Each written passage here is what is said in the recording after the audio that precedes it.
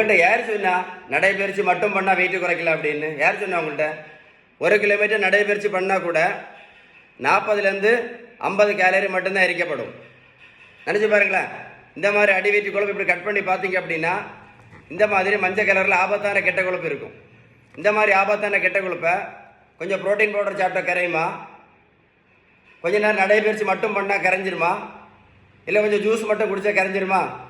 யோசித்து பார்த்தீங்களா? என்னைக்காவது யோசித்து பார்த்தீங்களா?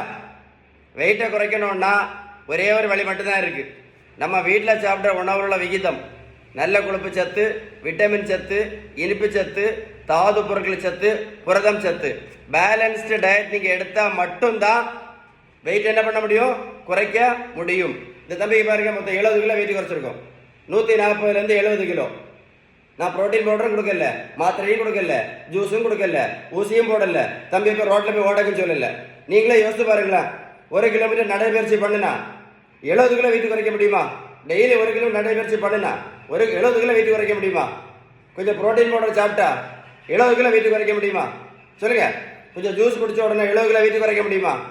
கொஞ்சம் வெந்தயம் சாப்பிட்டாலே 70 கிலோ வெயிட் குறைஞ்சிருமா?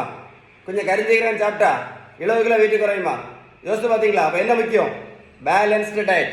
நீங்கள் வீட்டில் சாப்பிட்ட உணவுல பேலன்ஸ்டு டயட் எடுத்தால் மட்டும்தான் வெயிட்டு குறைக்க முடியும். ஒரு ஹம்பிள் ரிக்வஸ்ட்டாக சொல்கிறேன். இன்னைக்கு நிறைய பேர் வெயிட்டை குறைக்க முடியாமல், வெயிட்டை குறைக்காம டெய்லி சுகருக்கு மாத்திரை, ப்ரெஷருக்கு மாத்திரை, கொலஸ்ட்ரால் மாத்திரையோட கஷ்டப்பட்டுட்டு இருக்காங்க.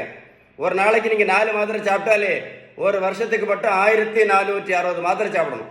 இன்னைக்கு எல்லாத்துக்குமே மிக மிக மிக ஆபத்தான காரணம் இன்சுலின் ரெசிஸ்டன்ஸ். இந்த இன்சுலின் ரெசிஸ்டன்ஸ்னால யாருமே மாத்திரை நிறுத்த முடியாமலும் இன்சுலின் நிறுத்த முடியாமலும் கஷ்டப்பட்டு இருக்காங்க. மறந்துடாதுங்க, வெயிட்டை குறைக்கிறது ரொம்ப ரொம்ப ரொம்ப ஈஸி.